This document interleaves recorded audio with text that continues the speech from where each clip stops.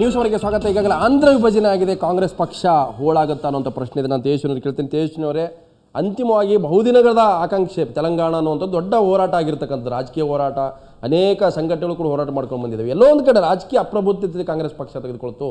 ವಿಧಾನಸಭೆಯಲ್ಲೇ ಸರ್ವಾನುಮತ ಸಿಗಲಿಲ್ಲ ನಿಮಗೆ ಆಂಧ್ರ ಪ್ರದೇಶದಲ್ಲಿ. ಆದರೆ ಒಂದು ಭಾಗದ ಅಭಿಪ್ರಾಯಕ್ಕೆ ಇನ್ನೊಂದು ಭಾಗದ ದೊಡ್ಡ ಪ್ರಮಾಣದ ಭಾಗವನ್ನು ನಿರ್ಲಕ್ಷ್ಯ ಮಾಡಿ ಇವತ್ತು ತೆಲಂಗಾಣ ಉದಯ ಮಾಡಿದ್ರಿ. ಒಂದು ಕಡೆ ಅಗ್ನಿಕುಂಡ, ಇನ್ನೊಂದು ಕಡೆ ಸಂಭ್ರಮದ ಹೊಳೆ ಹರಿತಾ ಇದೆ. ಸೊ ಕಾಂಗ್ರೆಸ್ ಪಕ್ಷ ಎಡುವುದು, ಸೊ ಕಾಂಗ್ರೆಸ್ ಪಕ್ಷ ಹೋಳಾಗ್ತಾ ಇದೆ ಮುಂದಿನ ದಿನಗಳಲ್ಲಿ. ಬಹುಶಃ ಇದೊಂದು ರಾಜಕೀಯ ಬದ್ಧತೆ, ಐತಿಹಾಸಿಕ ಬದ್ಧತೆ. ಹೆರಿಗೆ ನೋವು ಥರ ಮಗು ಹುಟ್ಟುವ ಸಂಭ್ರಮದಲ್ಲಿ ತಾಯಿಗೆ ಸಾವನ್ನು ಅಪ್ಪುವಂತಹ ಸಂದರ್ಭ ಕೂಡ ಇರ್ತದೆ, ಅಪಾಯ ಇದ್ದೇ ಇರುತ್ತೆ. ಹಿಂದೆ ಭಾರತ ದೇಶವನ್ನು ಯುನೈಟ್ ಮಾಡಬೇಕಾದ್ರೆ, ಗಣರಾಜ್ಯಗಳಾಗಿ ನಾವು ಒಕ್ಕೂಡಿಸ್ಬೇಕಾದ್ರೆ ಎಷ್ಟು ಕಷ್ಟಪಟ್ಟಿದ್ವಿ. ಇವತ್ತು ಪ್ರಜಾಪ್ರಭುತ್ವ ಪ್ರಬುದ್ಧಮಾನಕ್ಕೆ ಬರ್ತಾ ಇದ್ದ ಹಾಗೆ ಅಸಮಾನತೆಗಳ ಆಧಾರದ ಮೇಲೆ ಪ್ರಜಾಪ್ರಭುತ್ವದಲ್ಲಿ ಪ್ರಜೆಗಳ ಮಾತಿಗೆ ಮನ್ನಣೆ ಕೊಡಬೇಕಾಗ್ತದೆ. ಲಕ್ಷ್ಮಣ್, ಐತಿಹಾಸಿಕವಾಗಿ ತೆಲಂಗಾಣ ಇವತ್ತಿನ ಹೋರಾಟ ಅಲ್ಲ. ಮತ್ತು ಶ್ರೀಮತಿ ಸೋನಿಯಾ ಗಾಂಧಿಯವರು ತಮ್ಮ ಒಂದು ಮ್ಯಾನಿಫೆಸ್ಟೋದಲ್ಲಿ ಆ ಒಂದು ವಚನವನ್ನು ನೀಡಿದ್ರು. ಹಾಗಾಗಿ ಅವರು ಆ ಮಾತನ್ನು ನಡೆಸಿಕೊಡಲೇಬೇಕಾದಂಥ ರಾಜಕೀಯ ಬದ್ಧತೆ ಪೂರೈಸಲಿಕ್ಕಾಗಿ ಇವತ್ತು ವಿಧಿ ಇರಲಿಲ್ಲ. ಲೋಕಸಭಾ ಚುನಾವಣೆಗಾಗಿನೇ ರಾಜ್ಯವನ್ನ ಉದಯ ಮಾಡಿದಿರಿ, ತರಾತುರಿಯಲ್ಲಿ ಮಾಡಿದಿರಿ. ಹಿಂದೆ ಪ್ರಣಬ್ ಮುಖರ್ಜಿ ಅವರ ನೇತೃತ್ವದ ಸಮಿತಿ ಕೂಡ ಮಾಡಿದ್ರು, ಅವಾಗ ಯಾವತ್ತೂ ಕೂಡ ಮಾಡಲಿಲ್ಲ. ನೀವು ಈಗ ತಕ್ಷಣಕ್ಕೆ ಮಾಡ್ತಾ ಇರತಕ್ಕಂಥದ್ದು ತೆಲಂಗಾಣದಲ್ಲೂ ಕೂಡ ರಾಜಕೀಯ ಲಾಭ ಆಗುತ್ತೆ, ಈಗ ಆಂಧ್ರದಲ್ಲೂ ರಾಜಕೀಯ ಲಾಭ ಆಗಬಹುದು. ಅಲ್ಲ, ತರ್ಕ ಮಾಡ್ತಾ ಹೋದ್ರೆ ಹೌದು, ರಾಜಕೀಯ ಲಾಭಗಳನ್ನ ನಿರೀಕ್ಷೆ ಮಾಡ್ತಕ್ಕಂಥದ್ದು ತಪ್ಪೇನೂ ಅಲ್ಲ. ಮತ್ತೆ ರಾಜಕೀಯ ಅಧಿಕಾರ ಇದ್ರೇನೆ ಸಹಾಯ ಮಾಡೋಕ್ಕೆ ಸಾಧ್ಯ ಆಗ್ತಕ್ಕಂಥದ್ದು. ಇವತ್ತು ಜಗನ್ ಅವರು ರಿವೋಲ್ಟ್ ಆದಮೇಲೆ ಕಿರಣ್ ಕುಮಾರ್ ರೆಡ್ಡಿ ಮುಖ್ಯಮಂತ್ರಿ ಆಗಬೇಕಾದ್ರೆ ಅನೇಕ ಸವಾಲುಗಳನ್ನು ಕಾಂಗ್ರೆಸ್ ಪಕ್ಷ ಸ್ವೀಕಾರ ಮಾಡಿದೆ. ಆದರೆ ಒಂದು ಸ್ಪಷ್ಟ ಆಗುತ್ತೆ, ಕಾಂಗ್ರೆಸ್ ಹೋಳಾದರೂ ಕೂಡ ಈ ನಿಲುವಿನಿಂದ ಹಿಂದೆ ಸರಿಯೋ ಪ್ರಶ್ನೆ ಇಲ್ಲ, ಸರಿಲಿಕ್ಕೆ ಆಗೋದಿಲ್ಲ. ಇವಾಗ ಅಗ್ನಿಕುಂಡ ಅಂತ ತಾವೇನು ಹೇಳಿದ್ರಿ, ಒಂದು ಕಡೆ ಸಂಭ್ರಮ, ಒಂದು ಕಡೆ ಸೂತಕ, ಏನು ಮಾಡೋಕ್ಕಾಗೋದಿಲ್ಲ. ಇದು ಐತಿಹಾಸಿಕ ಸತ್ಯ. ಇದು ಖಂಡಿತ ನೀವು ರಾಜಕೀಯವಾಗಿ ಅದನ್ನು ಚಾಲೆಂಜ್ ಆಗಿ ತೆಗೆದುಕೊಂಡಿದ್ದೀರಿ. ಮತ್ತು ರಾಜಕೀಯ ಕಾರಣಕ್ಕಾಗೂ ಕೂಡ ಒಂದು ರಾಜಕೀಯ ಪಕ್ಷ ತೆಗೆದುಕೊಳ್ಳುವಂಥ ತೀರ್ಮಾನ, ಅದರಲ್ಲಿ ಸಾಧಕ ಬಾಧಕ ಏನಿರ್ಬೋದು. ರವಿ ಸುಬ್ರಹ್ಮಣ್ಯ ತಮ್ಮ ಪಕ್ಷ ಅಂದರೆ ಕೇಂದ್ರದ NDA ಇದ್ದಾಗಲೂ ಕೂಡ ಛತ್ತೀಸ್ಗಢ ರಾಜ್ಯ ಉದಯ ಆಯಿತು, ಜಾರ್ಖಂಡ್ ಆಯಿತು, ಉತ್ತರಾಖಂಡ ಆಯಿತು, ಎಲ್ಲ ರಾಜ್ಯಗಳು ಉದಯ ಆದಾಗಲೂ ಕೂಡ ಅಲ್ಲಿ ಒಂದು ಸರ್ವಾನುಮತದ ಅಭಿಪ್ರಾಯ ಇತ್ತು. ರಾಜ್ಯದಲ್ಲಿ 2 ರಾಜ್ಯಗಳು ಮಾಡುವಾಗ ಅಲ್ಲಿಯ ಜನರ ಅಭಿಪ್ರಾಯವನ್ನು ತಗೊಂಡ್ರು, ವಿಧಾನಸಭೆಯಲ್ಲಿ ಅದನ್ನು ಮತಕ್ಕೆ ಹಾಕಿ ವಿಧಾನಸಭೆಯಲ್ಲಿ ಕೂಡ ಒಮ್ಮತ ಪಡ್ಕೊಂಡು ಮಾಡಿದಂಥ ರಾಜ್ಯಗಳು. ಇವತ್ತು ಈಗಲೂ ಕೂಡ ಸೀಮಾಂಧ್ರದಲ್ಲಿ ಅಲ್ಲಿ ನಾಯಕರು ಹೇಳ್ತದೆ, ಕಾಂಗ್ರೆಸ್ನ ಅನೇಕ ಸಂಸದರು ಸಚಿವರುಗಳು, ಅಲ್ಲ ನಾವು ವಿಧಾನಸಭೆಯಲ್ಲೇ ಒಮ್ಮತ ಪಡ್ಕೊಳ್ಳೋದನ್ನೇ ಕೇಂದ್ರ ಸರ್ಕಾರ ತರಾತುರಿಯಲ್ಲಿ ಮಾಡ್ತು. ಅಂದರೆ ಇಡೀ ಒಂದು ತೆಲಂಗಾಣ ರಾಜ್ಯ ರಚನೆ ಆಗಬೇಕಾದ್ರೆ ನಮ್ಮ ಅಭಿಪ್ರಾಯನ ಕೂಡ ಪಡ್ಕೊಳ್ಬೇಕಾಗಿತ್ತು. ನಮ್ಮ ಮಾತನ್ನು ಕೇಳದೆ ಇವತ್ತು ಕಾಂಗ್ರೆಸ್ ಸರ್ಕಾರ ಮಹಾದ್ರೋಹ ಮಾಡಿದೆ ಅನ್ನುವಂಥ ಮಾತು ಬರ್ತದೆ. ಖಂಡಿತ ನಿಜ ಇದು. ಯಾಕೆಂದರೆ ಖಂಡಿತವಾಗಲೂ ಇದು ಜನಗಳ ಒಂದು ಬಹುದಿನಗಳ ಆಸೆ ಆಗಿರಬಹುದು. ಆದರೆ 2000ರಲ್ಲಿ NDA ಅಧಿಕಾರದಲ್ಲಿದ್ದಂಥ ಸಂದರ್ಭದಲ್ಲಿ ವಾಜಪೇಯಿಯವರು ತೆಗೆದುಕೊಂಡಂತಹ ನಿರ್ಧಾರ, ಇದನ್ನು ವಿಧಾನಸಭೆಯಲ್ಲಿ ಚರ್ಚಿಸಿ ಜನಗಳ ಮನಸ್ಸಿನ ಭಾವನೆ ಯಾವ ರೀತಿ ಇದೆ, ಮೇಡಮ್ ಅವ್ರು ಹೇಳಿದರು, ಜನಗಳ ಭಾವನೆಗೆ ನಾವು ಸ್ಪಂದಿಸಿ ಕೆಲಸ ಮಾಡಬೇಕು ಅಂತ. ಮತ್ತು ಸಣ್ಣ ರಾಜ್ಯಗಳ ಪರವಾಗಿರ್ತಕ್ಕಂಥ ನಿಮ್ಮ ಪಕ್ಷ ಖಂಡಿತವಾಗಲೂ ನಮ್ಮ ರಾಜ್ಯ we are for smaller States. ಆದರೆ ಅದು ಆಡಳಿತಾತ್ಮಕ ದೃಷ್ಟಿಯಿಂದ ಅನುಕೂಲ ಆಗುತ್ತೆ ಅನ್ನೋ ಉದ್ದೇಶದಿಂದ ಸಣ್ಣ ಸಣ್ಣ ರಾಜ್ಯಗಳಾಗಿದ್ದರೆ ಅನುಕೂಲ ಆಗುತ್ತೆ ಅನ್ನೋದು ನಮ್ಮ ಸ್ಟ್ಯಾಂಡ್ ಇವತ್ತೂ ಇದೆ. ಆದರೆ ಈ ಒಂದು ನಿರ್ಧಾರವನ್ನು ತೆಗೆದುಕೊಳ್ಳೋದಕ್ಕೆ ಮುಂಚೆ ಅಲ್ಲಿರ್ತಕ್ಕಂತಹ ಜನಗಳ ಭಾವನೆ, ಕಾಂಗ್ರೆಸ್ ಪಕ್ಷದ ಅಲ್ಲಿನ ನಾಯಕರುಗಳ ಭಾವನೆ, ಅವರ ಮನಸ್ಸಿನ ಸ್ಥಿತಿ, ಜೊತೆಗೆ ಎಲ್ಲ ಪಕ್ಷಗಳು, ಜೊತೆಗೆ UPA ಅಂಗಪಕ್ಷಗಳು, ಇವ್ರನ್ನೆಲ್ಲವನ್ನು ಗಣನೆಗೆ ತೆಗೆದುಕೊಂಡು ನಿರ್ಧಾರವನ್ನು ತೆಗೆದುಕೊಂಡಿದ್ದರೆ ಬಹುಶಃ ಇದು ಸರಿಯಾಗ್ತಾ ಇತ್ತು. ಆದರೆ ಇವತ್ತು ಜನಗಳ ಮನಸ್ಸಿನ ಭಾವನೆಗಳಿಗೆ ಸ್ಪಂದಿಸ್ತಾ ಇದ್ದೀವಿ ಅಂಥೇಳಿ ಇದು ವಾಗ್ದಾನ ಕೊಟ್ಟಿದ್ದು ಇವತ್ತಲ್ಲ. ಕಾಂಗ್ರೆಸ್ನ 2004ನೇ ಇಸ್ವಿ ಮ್ಯಾನಿಫೆಸ್ಟೋ ಒಳಗೂ ಕೂಡ ಈ ವಿಚಾರ ಇತ್ತು. 9 ವರ್ಷಗಳಿಂದ ಸತತವಾಗಿ ಎಳ್ಕೊಂಡು ಬಂದು ಈ ಚುನಾವಣೆ ಹೊಸ್ತಿಲಿನಲ್ಲಿ ತರಾತುರಿಯಾಗಿ ಏಕಪಕ್ಷೀಯವಾಗಿ ತೆಗೆದುಕೊಂಡಿರ್ತಕ್ಕಂತಹ ನಿರ್ಧಾರವನ್ನು ಆಂಧ್ರದ ಜನತೆ ಇವತ್ತು ತಿರಸ್ಕರಿಸ್ತಾ ಇದ್ದಾರೆ. ಯಾಕೆಂದರೆ ಒಂದು ರಾಜ್ಯ ವಿಭಜನೆ ಆಗ್ತಕ್ಕಂಥ ಸಂದರ್ಭದಲ್ಲಿ ಅಲ್ಲಿರ್ತಕ್ಕಂಥ ಕ್ಯಾಪಿಟಲ್ ಎಲ್ಲಿರಬೇಕು.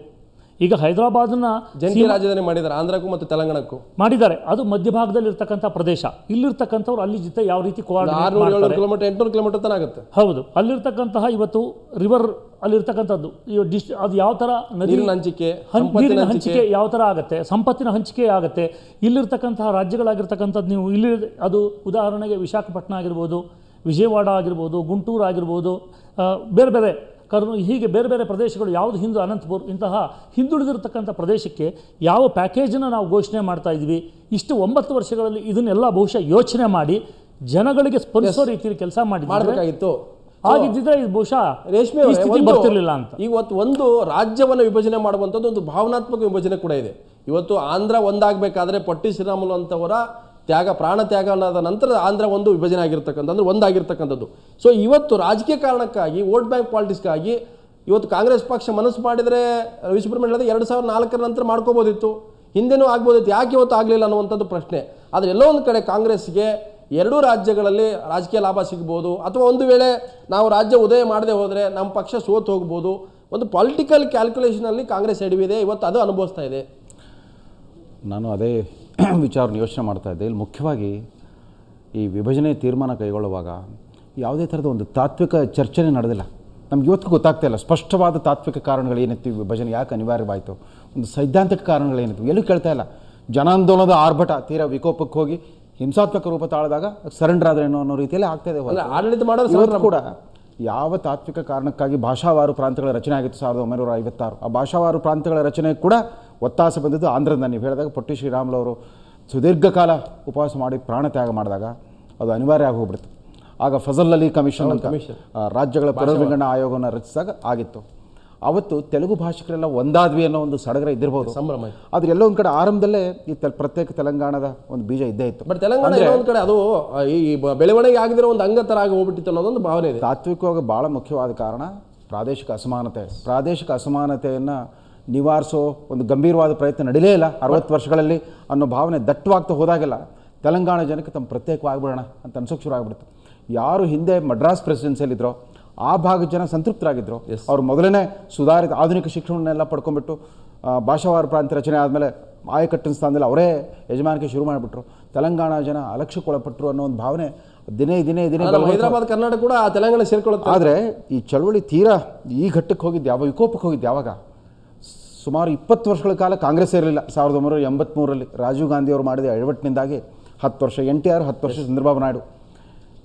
ಮತ್ತೆ 2004ರಲ್ಲಿ ಇವರು ಬಂದರು, YS ರಾಜಶೇಖರ ರೆಡ್ಡಿ ಅವರು ಬಂದರು. ಅವರು ಕೂಡ ಬಲಿಷ್ಠ ಕಾಂಗ್ರೆಸ್ ಮುಖ್ಯಮಂತ್ರಿಗಳ ಪೈಕಿ ಅತ್ಯಂತ ಪ್ರಚಂಡ ಜನಶಕ್ತಿಯನ್ನು ರೂಢಿಸ್ಕೊಂಡ್ಬಿಟ್ಟು ಅವರು ನಾಯಕರಾಗಿದ್ದರು. ಎಲ್ಲಿವರೆಗೂ ರಾಜಶೇಖರ ರೆಡ್ಡಿ ಅವರು ಜೀವಂತವಾಗಿದ್ದರು ಆ ಚಳವಳಿನೂ ನಿಭಾಯಿಸ್ತಾ ಇದ್ರು. ತೀರಾ ಈ ವಿಕೋಪಕ್ಕೆ ಹೋಗಿ ಬಿಟ್ಟಿರಲೇ ಇಲ್ಲ. ಆ ರಾಜಶೇಖರ ರೆಡ್ಡಿಯವರ ದುರಂತ ಸಾವಿನ ನಂತರ ನಡೆದ ಘಟನಾವಳಿಗಳಿದಾವಲ್ಲ, ಆಗ ಕಾಂಗ್ರೆಸ್ನ ನಾಯಕತ್ವ ದುರ್ಬಲವಾಗ್ಬಿಡುತ್ತೆ. ಏಕಾಏಕಿ ದುರ್ಬಲವಾದಾಗ ಈ ಚಳವಳಿ ಈಗಿನ ಸ್ಥಿತಿಯಲ್ಲಿ ಕಾಂಗ್ರೆಸ್ ಕೂಡ ಒಡೆದು ಹೋಳಾಗುವ ಸ್ಥಿತಿಗೆ ಬಂದಿದೆ. ಕಿರಣ್ ಕುಮಾರ್ ರೆಡ್ಡಿ ಸೇರಿದಂತೆ ಅವ್ರು ಕಾಂಗ್ರೆಸ್ಸಲ್ಲಿ ಇರಕ್ಕೆ ಮನಸ್ಸಿಲ್ಲ. ಯಾಕಂದ್ರೆ ಜನಾಭಿಪ್ರಾಯ ಆ ರೀತಿ ಇದೆ ಸೀಮಾಂಧ್ರದಲ್ಲಿ. ರಾಜಶೇಖರ ರೆಡ್ಡಿ ಅವ್ರ ನಂತರ ರೋಸಯ್ಯನವ್ರನ್ನ ಪ್ರತಿಷ್ಠಾಪಿಸಿದ್ರು. ರೋಸಯ್ಯನವ್ರಿಗೂ ಭಾಳ ಇತಿಮಿತಿಗಳಿದೆ ಅವ್ರ ನಾಯಕತ್ವಕ್ಕೆ. ಅದಾದ ನಂತರ ಕಿರಣ್ ಕುಮಾರ್ ರೆಡ್ಡಿ ಸ್ಪೀಕರ್ ಆಗಿದ್ದು ಅಂತ ನಿಲ್ಲಿಸಿದ್ರು. ಎಲ್ಲೋ ಒಂದು ಕಡೆ ಅದೊಂದು ಸಹಜ ಆ ನಾಯಕತ್ವದ ಆಯ್ಕೆಯಲ್ಲೇ ಸರಿಯಾದ ಪ್ರಕ್ರಿಯೆ ಇಲ್ಲ, ಡೆಮಾಕ್ರೆಟಿಕ್ ಪ್ರಾಸೆಸ್. ಈಗ ನೋಡಿ ಕಿರಣ್ ಕುಮಾರ್ ರೆಡ್ಡಿ ತಿರುಗಿದ್ದಾರೆ ಎಲ್ಲೋ ಒಂದು ಕಡೆ. ಯಾಕಂದರೆ ಎಲ್ಲೋ ಒಂದು ಕಡೆ ಜನಾಭಿಪ್ರಾಯದ ಆ ಭೀಕರತೆ ಎಷ್ಟರ ಮಟ್ಟಿಗಿದೆ ಅಂತಂದರೆ ಇವರೆಲ್ಲ ತಮ್ಮ ಚರ್ಮ ಉಳಿಸ್ಕೊಳ್ಳಿಕ್ಕಾದ್ರೂ ತಮ್ಮ ತಲೆ ಉಳಿಸ್ಕೊಳ್ಳಿಕ್ಕಾದ್ರೂ ರಾಜೀನಾಮೆ ಪ್ರತಿಭಟನೆ ಮಾಡಿದ್ವಿ ಅಂತಾದರೂ ತೋರಿಸ್ಕೋಬೇಕು, ಅದು ಒಂದು ಇರ್ಬೋದು. ಆದರೆ ಪಲ್ಲಂ ರಾಜು ಅವ್ರು ಮಾತಾಡ್ತಾರೆ. ಪಲ್ಲಂ ರಾಜು ಅತ್ಯಂತ ಕಾಂಗ್ರೆಸ್ UPA ಸರ್ಕಾರದಲ್ಲೇ ಅತ್ಯಂತ ವಿದ್ಯಾವಂತ, ಸುಸಂಸ್ಕೃತ ಮತ್ತು ಅತ್ಯಂತ ವಿಚಾರಶೀಲರಾದ ಬದ್ಧತೆ ಅವ್ರು ತಮ್ಮ ನೋವನ್ನು ವ್ಯಕ್ತಪಡಿಸ್ತಾ ಇರೋ ರೀತಿ ನೋಡಿದ್ರೆ ಹೈಕಮಾಂಡು ಈ ವಿಚಾರದಲ್ಲಿ ಇನ್ನಷ್ಟು ವಿವೇಕಯುತವಾಗಿ ವರ್ತಿಸ್ಬೋದಾಗಿತ್ತು ಅಂತ ಅನಿಸುತ್ತೆ. ಅವರು ಅಶ್ವತ್ಥನಾರಾಯಣ ಹೇಳಿದ್ರು, ಉತ್ತರ ಪ್ರದೇಶ, ಬಿಹಾರ ಮತ್ತು ಮಧ್ಯಪ್ರದೇಶ 3 ರಾಜ್ಯಗಳ ವಿಭಜನೆ ಮಾಡಿದರು NDA ಸರ್ಕಾರ ಇದ್ದಾಗ. ಎಲ್ಲೂ ಈ ಥರದ ಪರಿಸ್ಥಿತಿ ಉದ್ಭವ ಆಗಲಿಲ್ಲ. ಸಾಕಷ್ಟು ಸುದೀರ್ಘವಾದ ವಿಚಾರ. ನಾನು ಬೇಕು ತೋರ್ತೀನಿ ತೇಜಸ್ವಿನವರೇ, ಒಪ್ಪಿಸಿ ನೀವು ರಾಜ್ಯ ವಿಭಜನೆ ಮಾಡುವಂಥದ್ದು ಒಂದು ಡೆಮಾಕ್ರೆಟಿಕ್ ಆದಂಥ ಒಂದು ನಿಲುವಲ್ವಾ? ನೀವು ಒಪ್ಪಿಸಿ ನಾವು ಕೇಂದ್ರದಲ್ಲಿದ್ದೀವಿ, ನಾವು ಡಿವಿಷನ್ ಮಾಡಿಬಿಡ್ತೀವಿ, ನೀವು ಹೋಗಿ ಅಂತಂದ್ರೆ ಹಿಂಗಾಗತ್ತೆ ಇದು. ಒಪ್ಪಿಸುವ ಪ್ರಕ್ರಿಯೆಗೋಸ್ಕರನೇ 9 ವರ್ಷ ಕಾಲಾವಕಾಶ ತಗೊಂಡಿರ್ತಕ್ಕಂಥ